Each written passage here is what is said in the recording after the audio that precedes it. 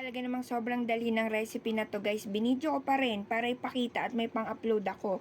So sa dalawang haba ng liempo, nilagyan ko yan ng mga sibuyas, nilagyan ko ng pork cubes at asin. So sinala ko siya sa kaserola na wala munang tubig para naman lumabas yung sariling katas niya at maluto niya yung sarili niya. Sarili niya. Self-harm? Tapos, pag yung tipong magigisa na niya yung sarili niya sa sarili niyang mantika, pwede na natin siyang lagyan ng 2 litrong tubig. Tapos, ilagay na natin yung ating mais at patatas. Kasi matitigas yun eh. So, para sabay silang lumambot. So, tansyahin niyo lang yung pagkakakulo. Pag alam niyo nang malambot na siya, pwede nang ilagay ang pechay bagyo or Chinese cabbage. Tapos, pwede nyo mang lagyan ng kung anong pampalasa na gusto nyo, asin, or anything na pang umami. And then, luto na siya guys. So, then sausawan na patis na lang. Goods na. Thanks for watching!